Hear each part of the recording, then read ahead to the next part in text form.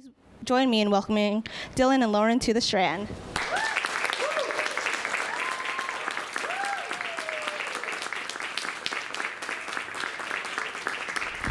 Hi, Lauren. Hi, Dylan. How are you? Are these on, or do I just not hear anything? I don't know. Wow. Do we need them? This is really cool, though. I will continue speaking into these just so I can feel important. How are you guys? Good, yes. Love your shining faces. Lauren, how are you doing? I'm good. Your nice to be here with book you. Came out. I know. This is exciting. This is huge. Okay, so you picked quite a week to release a book. I think back when you were writing it years ago, or when you began it, you were like, you know what? This will be the week. We were like, from the beginning, we said, let's do it on the day he's impeached. Yes. That was always the plan. Yeah. And I don't want to take credit for it, but I don't want to not. No, but we're going to give you credit. We're all giving Lauren credit here, right? Yes, nodding in approval. Yes.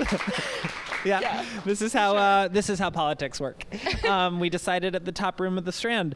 Okay, so let's kind of get right into it.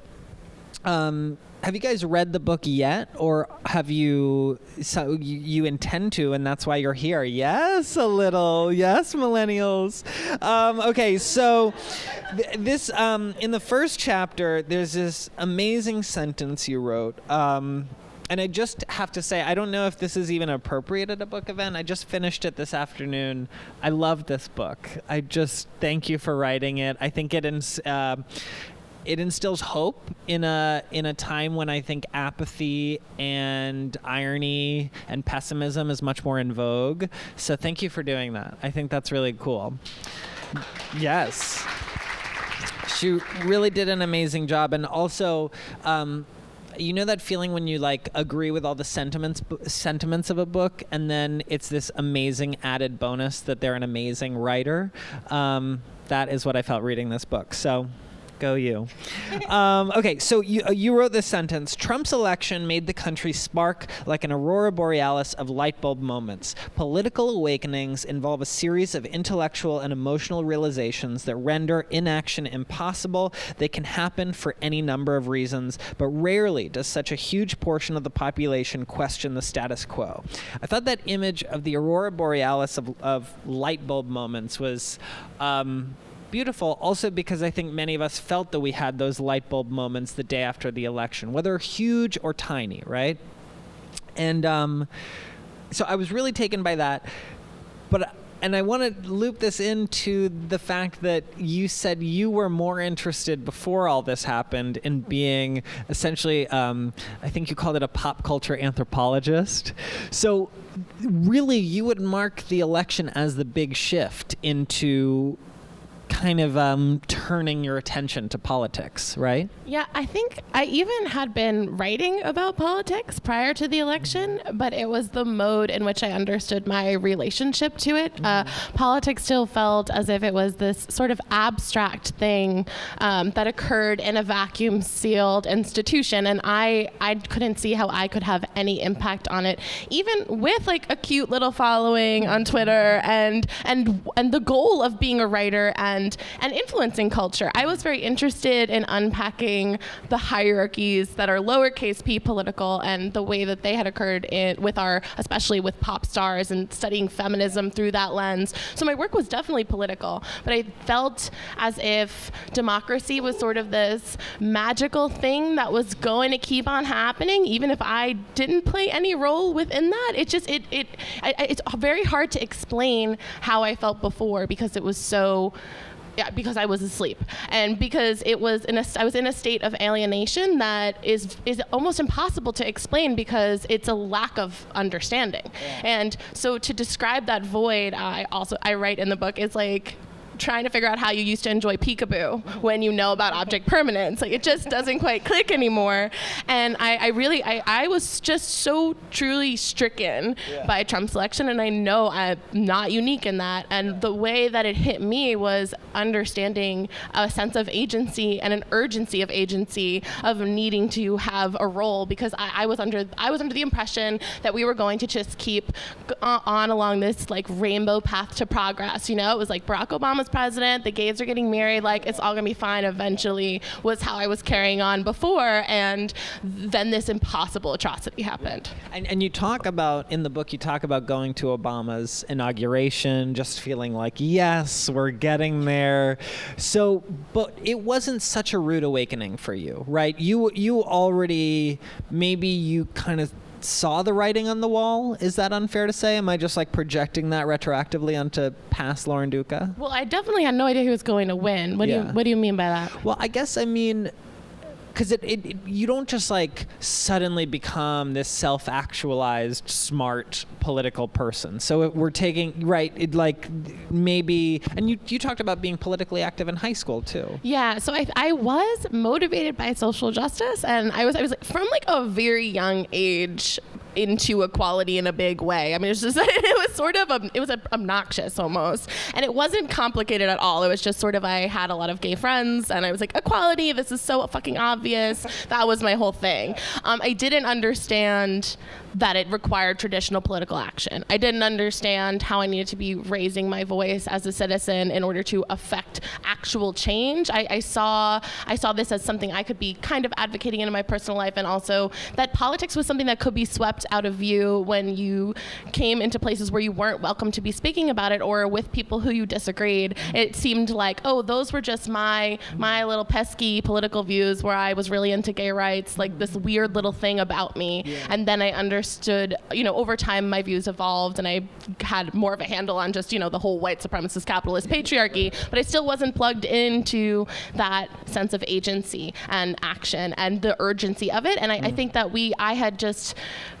there were so many young people that went through the same change, and what shifted for them is that it's not that they didn't know that everything was fucked before, and it's not that they didn't care. It's just that they felt they couldn't do anything, or that they were waiting their turn. They were waiting for a sense of being qualified, of being ready, of being adult enough, or having someone sort of knight them and give them permission, tell them you're special for these reasons. And the reality is, there's a lot of people who just automatically seem as if they're qualified, right? Like, it really helps to look like Wolf Blitzer, It really helps to have a pair of boat shoes and to shop at Brooks Brothers, and if you look a certain type of way, then you can maybe introduce yourself to people and said you'd like to be president someday, and they say, nice, that's good for you, young man. And that's just the sort of people who get to take part in the conversation. You feel as if there needs to be something quite special about you for you to get invited in, the farther away you look from that avatar of the like young Republican in a blazer. Right. And I think that now that shit is changing, and we're looking at who gets to have these conversations differently,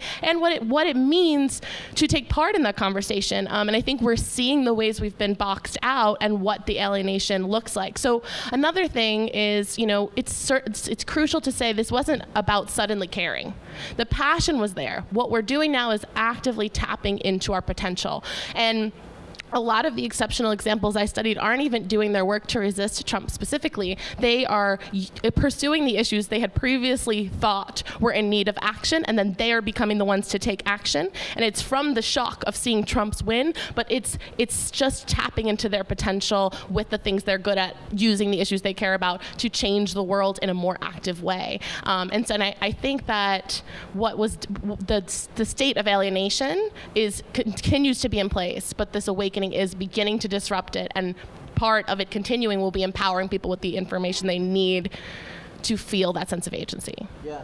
No, and this is actually, so we'll be doing the pre-written audience questions kind of throughout, and this, you perfectly segued into the next audience question, which is, how do we get young people to care more? So yeah, I think that there's where we've been fed a lot of bullshit about not caring. I think that if you look at the story that is told about what it looks like to be young in this country, I mean, there's all these like crazy posts that are like, well, how millennials are taking over fashion. What's going on? Well, time is passing, and it's just completely, like at what point, like we're adults now. Like how old is the oldest millennial? And the ways in which we're written off. and treated as silly and frivolous and narcissistic is a load of crap from like old men writing for editorial pages. It's just actually, if we look at the things that define us demographically, if we're going to talk in these like broad stereotypes, young people at broad scale, and millennials specifically, tend to be quite altruistic, and that's not because like young people are cute. It's because of historical factors that influenced many of our childhoods, in which an institutionalized nonprofit giving back space was a part of us growing up and highly incentivized to give back. And you can trace the way previous generations set the mood and the tone in the culture for us to really want to give back, but it looks like volunteering and it doesn't look like direct political action. It doesn't look like that sense of political agency. So if we're able to connect our altruism, which we are quite passionate about, like this generalized desire to leave the world a better place than we found it, and a higher likelihood to understand differences just because we're exposed to them so much in ways that previous generations weren't, there's just an inherent electrical current that pushes towards altruism, that pushes towards equality, and now has so much more force and power behind it. And I think the more that we are refusing to wait for permission and setting up our own tables when we're not getting invited, the more that myth of youth apathy will be disrupted. And also, I would add, this is not all just talk, it's already been disrupted at the polls. I mean, the midterm election showed a historic turnout. Typically, midterm elections can show sometimes below 10% of voter turnout. These are not things we're normally even talking about or even know who's running. And it's almost assured that we're going to see an increase in that in 2020, when we'll be an even bigger size of the voting bloc. And I think that that's an important thing to distinguish, is that we need voting. Please, please, please be voting, register, vote, get your friends to register and vote. But that's the bare minimum thing. What needs to happen beyond that, and what is happening beyond it, is a change in behavior in which we're incorporating activities of citizenship and activities of democratic ritual more and more into our daily lives. So we feel a sense of obligation to follow local and national news so that we can be better informed voters and participate in those conversations. We're contacting elected officials. We're making donations. We're using the internet to organize, and we're protesting in large numbers that the mainstream media is not reliably reporting on. I mean, I think the best way to say this is like, I promise you're not going to hear about the revolution from Wolf Blitzer, but like the numbers of people that we're seeing taking to the streets and doing things differently are wildly significant, even in comparison to the kinds of things that marked seismic shifts in Vietnam. And there's hundreds of thousands of people showing up for the Women's March. That's, and the CNN cry-on, right, is moment or movement. And there have been peaks and valleys in it, and there will continue to be, but there also, the awakening moments will only continue to be available, because if it wasn't Trump's election that got you there, there's an endless conveyor belt of atrocities that spark the sense of urgency. And the likelihood, and what's happening now, is this shift where more and more people are waking up and understanding that this behavior of participating in democracy has to be something that we're doing all the time. Yeah. So I really don't I don't want to just be pessimistic with this question, but I think it's a worry that I have, so I have to ask it. But are you ever worried that activism is in vogue right now, and that, well, I don't want to place this on you. I'll tell you what I think, and then I would love your response. I worry that activism is in vogue right now, and it will be and it will continue to be in vogue in the Trump presidency. And then when we reach another Obama moment of like, we get, President Elizabeth Warren's inauguration. Exactly. Elizabeth Warren's inauguration. No, and I get it, and I get that everyone's snapping their fingers, but I worry about that because I know the complacency I felt under the first term of Obama, and I felt like, is this, well, many people suddenly recognize that light within them, as it's very clear in your book, that light you recognized in yourself. But I'm talking on a much more macro level, not identifying any particular person. But do you worry that it's a trend? No, it's not going to be a trend, because it's actually about a shift in our total relationship to politics. And I mean, definitely it has to extend beyond Elizabeth Warren's inauguration day. And I think that we could elect like Black Gay Jesus as president, and we would still all need to be actively, continually doing the work. No one is going to save us, and that's definitely not the way we can be thinking about it.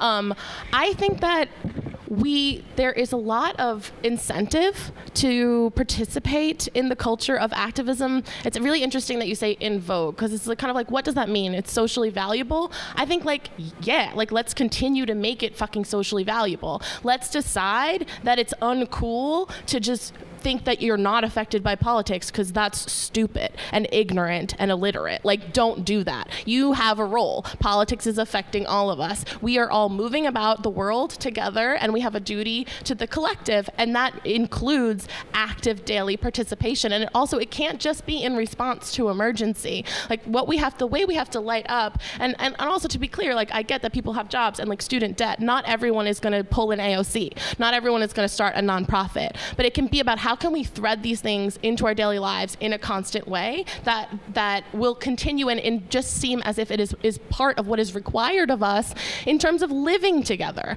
And I think that it is social, and I think that hopefully it will be increasingly incentivized. I mean, there's a lot in this, but we're cut off from each other in really major ways, right? We're sucked into our phones, we feel isolated, we feel anxious, and like we're craving a sense of community and contact that is so totally available through action and through civic participation. Guess what else is on offer? A sense of purpose. Like, civic activism has everything, and things that are wildly missing from our lives that are highly incentivized and that show real results. And I think that there's every reason, once people feel that sense of empowerment, I mean, once you understand that sense of agency is possible, there's no other way, I think, to move through the world. Like, I don't think there's going back to sleep now. And so, I mean, or certainly there wasn't for me. And I just think that once you see it clearly, once you understand no one is coming to save us, and you wake to the reality of self-determination, then it's beyond something that's cool, but also part of it will have to be socially incentivizing it and participating because we're all in this together in a real way. And I think that I hope that we can continue to create ways to keep it in vogue for people who need that push to join the conversation. That doesn't have to be a bad thing.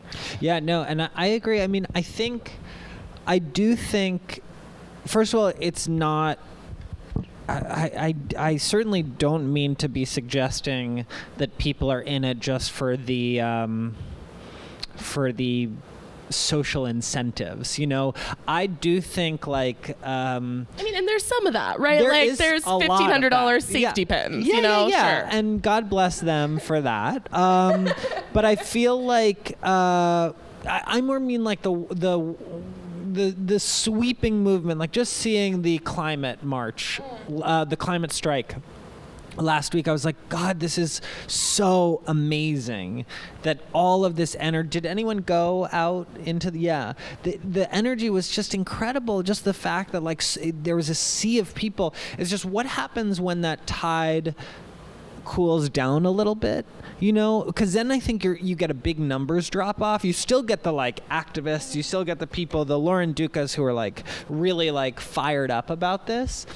But because your book, I think what's so great about it is a book you can give to people who are like, I don't know anything about politics, you know, like I'm not into politics, I'm not that political, I kind of want to get out of it. It's a very pro-journalism, pro-truth, pro-facts book that can just be like, just find what you can do. Do you know what I mean? I guess my question is, what do we do with those people? Not the disaffected people, but what do we do with the people who are just maybe caught up in the wave and are taking part in this now, and then, you know, post-President Warren will just be like, back to memes. I mean, yeah. I don't know what to tell you. It has to be constant. That's your ethical duty. Like, democracy is not a thing we have. It's a thing we do. Yeah. I think my book makes that case really clearly. And I mean, I don't know that that's. I think that once you get involved, the idea of that drop off is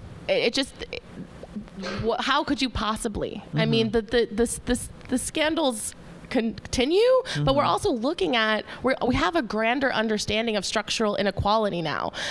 Like that's the idea of of a political awakening is not specific to this moment, and there's been political awakenings before and also after. So it's like you have awakening to structural realities of inequality in the Black Lives Matter movement. You have awakening to structural realities of inequality in Me Too after the Trump presidency. Political awakening, the political awakening that I'm charting here is about this click and this sense of agency, and it can happen through at any time. But I think once you sort of see the matrix, so to speak, there's not a turning off, because there's the realities of the way in which moneyed interests make it so that the wealth and power of this nation are being held by a cabal of mostly rich white men becomes very hard to ignore once you're able to look at it. And I feel that like what Donald Trump's election did for a lot of people is kind of cast a CSI blacklight on all of that, right? Like the white stuff, it's always been there, but now you can see it, and it looks really gross, and you know about it. Yeah, like, we're just in an episode of Room Raiders MTV. And like once you know that, you don't just suddenly go back to like rolling around on hotel bed sheets. You're like, oh yeah, you know about it. Yeah, you bring your own sheets. Yeah. That's a good metaphor for democracy. Bring your own sheets. Okay, moving on to an audience question. If you could choose one person to run for president who isn't running in 2020, who would it be? Well, I can't wait for Ayanna Pressley to be president, actually. But I don't wish she was running right now, but I'm excited for her future presidency. Ayanna 36. Sure. Yeah. Math, I guess. Yeah. And that's who's her running mate? I don't know. I'll have to talk to her. Who knows? Okay. Yeah, we'll talk. Okay. Boom, boom, boom, boom, boom. So I assume everyone here has read the Gaslighting article. Yes, the famous Gaslighting article. That is how I first came into the universe of Lauren Duca, was through that. Were you surprised by the response to your article on gaslighting and Trump? Yes, yeah, did not expect that. That totally changed my life in a really crazy way. So yeah, no. It was, right after the election, I decided I needed to write about politics, and I was freelancing before, and I was working on cultural entertainment pieces. You know, I said I wanted to be like a pop culture anthropologist, and I felt I have to be hooked into what I'm writing, and I needed to be writing about politics, and I wanted to be able to pay my rent. Freelancing sucks, so I was like, I'm just gonna shoot my shot, and wrote this book proposal in 2 days. And it was just all of these plans for researching and reporting, and I just was like, hopefully someone will let me be able to pay my rent and write about politics. Yeah. And the sample chapter was the gaslighting piece. And then I was working for Teen Vogue and running their site on the weekend, and Donald Trump contradicted the CIA, and it was just this objective display of disinformation in an institution that the American people are supposed to be able to trust. And so it was just easy to break it down through that, and it felt so necessary. And so I didn't even really ask anyone if it was cool. I took my essay and ran it, and then like in a few hours, Dan Rather was posting about it on Facebook, and it was completely wild. Yeah. And a big part of what happened from it is that it became very significant that it ran in Teen Vogue. I think that I think it sort of raised this question where people were like, do young women care about politics? Like there was all of this like cheeky, like tonight at 11, like we investigate. And it was like completely this patronizing, stealthy nonsense. Even when people would praise me for the piece, they would kind of be like, well, why didn't you run this in the New York Times? And it's like, because, well, like I actually think Teen Vogue is cooler than the New York Times. Like David Brooks doesn't write for Teen Vogue. That's one difference. But like, you know, there's this idea of like prestige beyond what a young woman's interest would be. And so shortly after the gaslighting piece took off, as some of you may know, I was on Fox News in an interview with Tucker Carlson, in which he dismissed my right to the political conversation, telling me to stick to the other kind of stuff I was writing for Teen Vogue, entertainment and fashion posts. And he said, stick to the thigh-high boots, referring to one post in particular. And essentially, that was the best shit ever, because it had been so sneaky before. I was like, I'm pretty sure there's like toxic gas leaking in this room. I don't know, but I can't really see it. And then Tucker Carlson just like burst in the door like the Kool-Aid man and was like, oh, I'm sexist. And it really clarified my thinking on a lot of things. Yeah. And it helped me to just very clearly be able to see the way non-serious interests are made to be disqualifiers of entry into the political conversation. And the way that men like Tucker Carlson in some way have a higher level of authority or qualification than I do as a young woman. And as a young woman who presents by the way, in this particularly feminine way, and says like an and has vocal fry and touches her hair, all of those things are seen as ridiculous. So having him translate that into flashing lights it was shocking in the moment, but it ended up being extremely helpful, because then I had a bullseye that I could look at and work from outward, and through that reveal kind of all of these bizarre secret rules that dictate entry into the political conversation. And when you really start to look at it, like, all that shit is made of cardboard. Like, if you really ask, like, why is golf like a hobby that goes with politics? Like, who made that up? Yeah. Who made that up? I really want to know. And I think I can tell you, right? It's old white dudes. That's the weird shit they like. Why is that better than any like weird shit that young women like? Yeah, what if it were inline roller skating? I mean, you know? that harder than golf. I've said it before. I said Yeah. like nail art harder than golf. Yes. Like, it's not Nail art that's should be the journalism. new- Like, yeah. that's a journalistic opinion. Yeah. But no, it's not. Sorry, just to be clear. But I just it's very frustrating, and I really started to see it, and I started to see, we're always told when people are rejected from the political conversation, we're told that specific things about them. So I was always, when people were harassing me or in other ways trying to frame me as silly and ridiculous, and it has continued through last week, they try to say it's a particular thing about me. Oh, no, just her, just the way she's doing it. No, it makes people very angry and very scared when young women, young people, anyone who is any deviation away from being an avatar of a straight white man has a voice in the political conversation. It's terrifying for them, and it doesn't happen. I mean, why am I even special? I would rather not be, but there's just not even a lot of other examples of me, and you really have to ask yourself why. And then one woman gets a voice in the political conversation, and suddenly it makes even people who agree with 99% of my politics very scared and start to feel very spicy feelings. And I think that the thing is that we just are not used to seeing this, and that's part of the reason that I something I consider my duty is, and my duty to people who maybe don't even believe all the things I believe, and don't have the full queer radical feminist agenda that I do totally fucking have. And even if they don't, I think it's my right to it's a righteous act for me to continue using my voice and expanding the possibilities for what is possible and who is taken seriously. And I have plans to continue to do that. Great. That's that's amazing.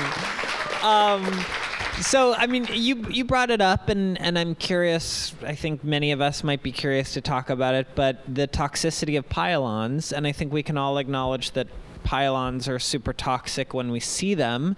I think you can uniquely acknowledge how toxic pylons are when you're at the bottom of one. Mm-hmm. So how are you doing right now? just feelings.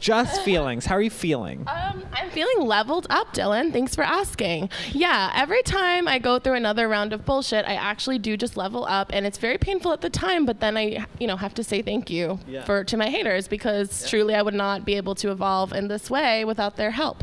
I think I really am frustrated though. I'm because the way that we're having a conversation online is it could be such a democratizing force, social media. There's so much on offer in terms of the information that's available, the organizing that's available, the possibilities of spreading messages and ideas without the assistance of gatekeepers. That potential is all there. But we're seeing just this major kneecapping of productivity through just all of this like nasty, petty criticism and negativity that is just, I think, a waste of energy. I mean, look, there are definitely people who need to be called out, but I think most of them, right, are like men in power doing crimes, Like most of them, like if you want to unleash some of your pain body, like find Mitch McConnell's phone number, If you, like there's just a place, we all have a role in shaping the culture, and it's small, right? Like we each have a degree participation in the overall temperature, right? And if we're using that energy to tear the shit down that we hate, how are we expecting to grow the future that we're hoping to create? And I think that a better use of our energy is, one, actually creating something yourself, putting yourself out there, using your voice, taking action, and doing the things that you think should be doing, or that whoever you may be criticizing ought to be doing better. Why do you, instead perhaps take action? But also, if you're engaging with someone's work, unless it's causing you direct harm harm or extreme material harm to society at large, it's probably better to use your input to build someone up who is doing it the right way.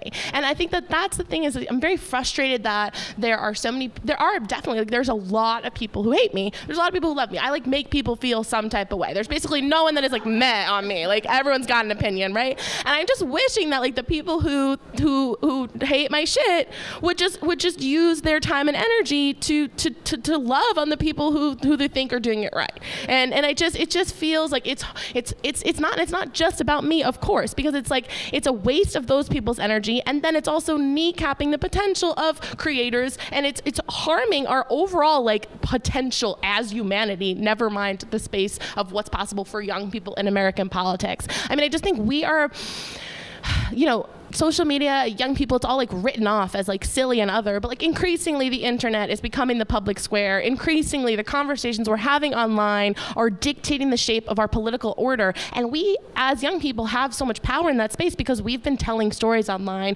We've been sharing our stories and who we are online for sometimes as long as we can remember. Another thing I'm pushing for, and that I have outlined in towards the end of the book, is that I think we all should be conducting ourselves like journalists when we participate in the political conversation online. And that means, for me, two things. One, being obligated to the truth, so working to verify information and doing your due diligence and double checking your sources and being clear with what you share.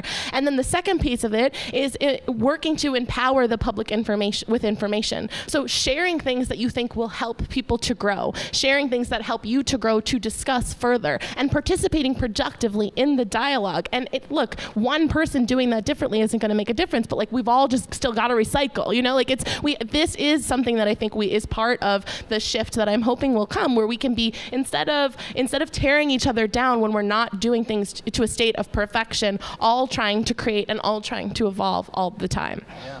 No, I think that's so well said. You also brought up gatekeepers, and I think what's so mystifying about seeing that, seeing a pylon, especially seeing a pylon of someone who you're like in the march with, you're marching in the same direction, and you're like, why this person, right?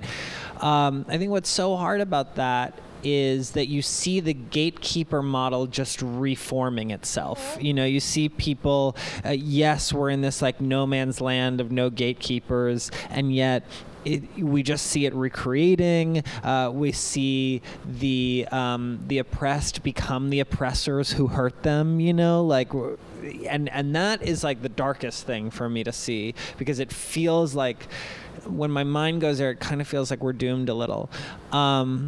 But I don't think we are. And I reached out to you last week because I truly studied. I live in this stuff, and I think that the infighting that goes on, the pylons of people who essentially agree with you, down the ticket, is one of the hardest things. One of the things I think is one of the biggest hurdles we have to get over for the mission of your book. I guess I would add also, it's possible to engage but then in a productive kind way. So if you really want someone to do something differently, how would you approach them? How do you get someone to do you a favor? How do you get someone to do something you want them to do, or to consider an idea that you have?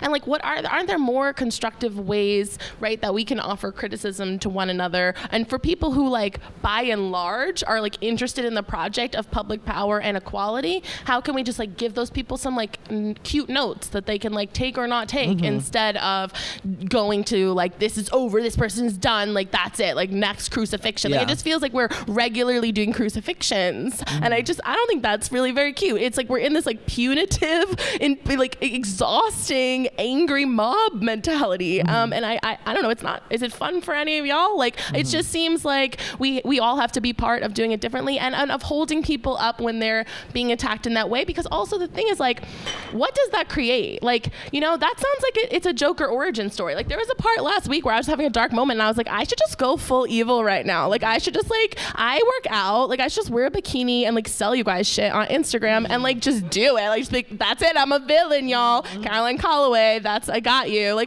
You know what I mean? I didn't do that. I considered it it briefly, and then I was like, I think I'm just going to continue to try to fight for equality, but it's attempting. And I just think there's a perverse incentive structure here, right? Where like a framing of this that has nothing to do with me, thank God, it's just like Elizabeth Warren, right? She's not accepting money from big donors. And then the Times story on this, which also it has her like in the shadow, like she just like looks so scandalized. It's like the open secret of Elizabeth Warren. She used to take money from donors. It's like, no fucking shit. Like she did this thing, she stopped doing this thing, and now she's doing better. And like I am fully obsessed with Elizabeth Warren, but the point is just like anybody who was doing bad shit and then was like, I don't want to do this bad shit anymore, let's be better, feels like that's what should be praised. And then instead, because like you don't reach a level of perfection, you are held to a standard of hypocrisy that then the people who were like, give me big money donations are not even getting criticized for. It just makes absolutely no sense. It's totally ridiculous.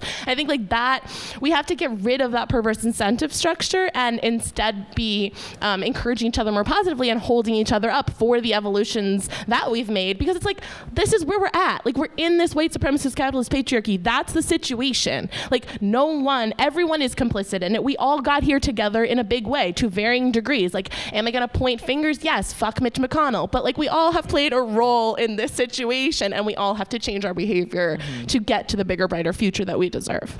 Yeah, and I said this to you last week, but I think that what's maybe most disarming about it is of the people who are joining the piling on to Lauren Duca, most of them don't know who Lauren Duca is. It's the thrill of the blood sport of seeing someone who you're told represents something that you shouldn't like, a tiny little thing that you shouldn't like, how thrilling it is to see if your snarkiest take can rise to the top of the pile. And I say this even with empathy, because it's like I understand that there are some people who see that as a way to find a voice. Is it everyone? By no means, not at all.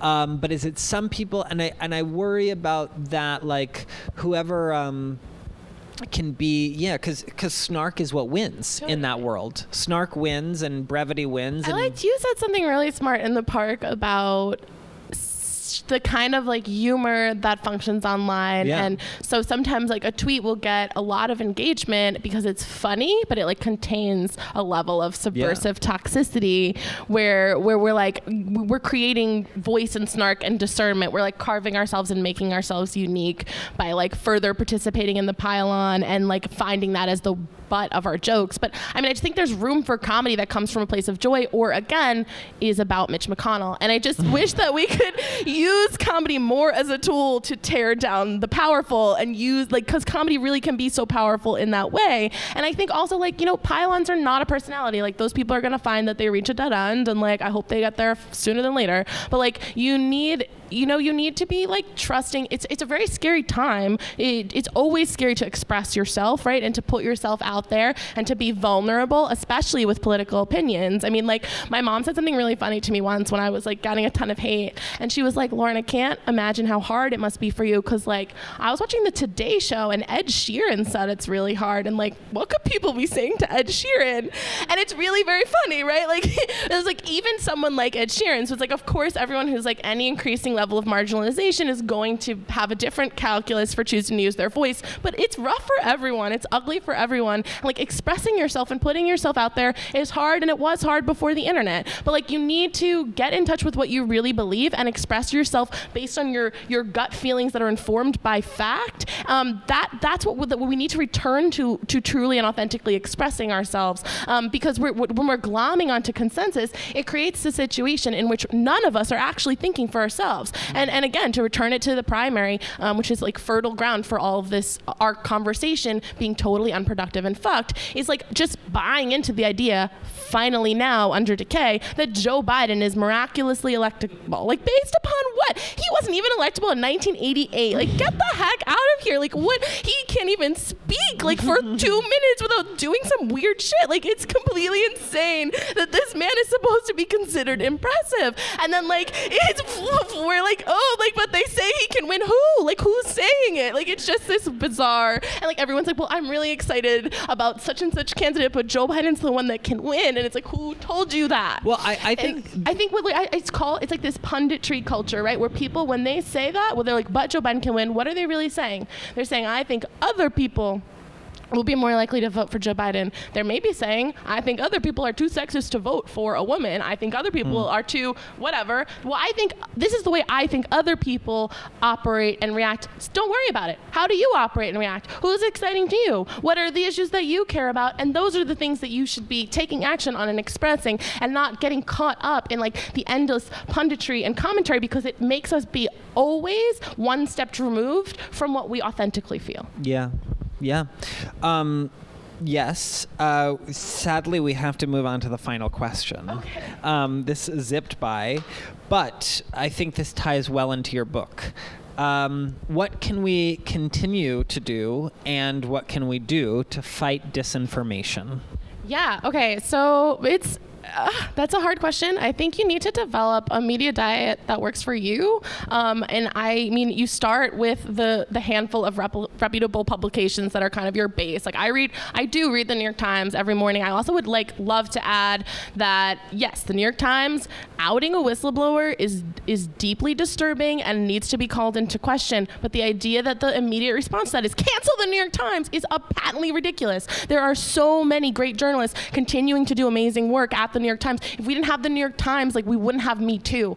We have to continue to support journalism and be able to engage with criticizing that paper. Like, that paper owes us a duty as citizens, and we have the right to express that this is not the coverage we're looking for. This is not what we need for journalists. But anyway, so the point is they're all flawed. The New York Times is flawed. I every day get in a fight with the New York Times alone in my apartment. For real. It's like an intense relationship. But the New York Times and the Washington Post are two base level ones, right? Maybe follow a newswire. And then from there, pick the other places that you want to go to for extra information, for op-eds, voices you trust and want to follow, but make sure that there's a bunch of them and weigh them for yourself. And I think when you're reading something, make sure that you ask yourself, if something seems like a real good idea and you think you want to have it as your own idea, you can, but you need to be able to show your work, right? Mm-hmm. And you need to be able to figure out why someone led you to believe what they got you to believe, and that they showed their work for how they got there. And I think it really is a matter of being a critical thinker. It's very easy to look up what good sources are, what kind of news you should be following, and you should build it for yourself and incorporate it into a day. I do like to read the New York Times in print and then scroll through Twitter and read from there. That's just the way that I have the IV hooked in. Mm-hmm. But it depends on what works for you. Maybe there's a newsletter. Maybe there's podcasts. It's just you choose. And I also, of course, the local news is critical. And the more you can follow and support local news, and also the more you can take action on local issues. And I mean, especially in New York, this is a great example. Everyone, the day after the election, everyone was walking around New York crying, but it's we didn't actually even have a Democratic state Senate at that point, and in practical effect. We had Democrats in a cabal cooperating with Republicans in this group called the IDC. We only just made conversion therapy illegal. We only just made it so that fucking abortion is not on our criminal code. We only just we're the 38th state to update electoral procedures that are were the bare minimum throughout the country. And we think things are so progressive here, but they're really not. It's better. It's better for sure, at an optical level. But what are the ways that we can get involved locally? So I guess in the bigger question, it's how can we avoid disinformation? It's by constantly empowering yourself with information.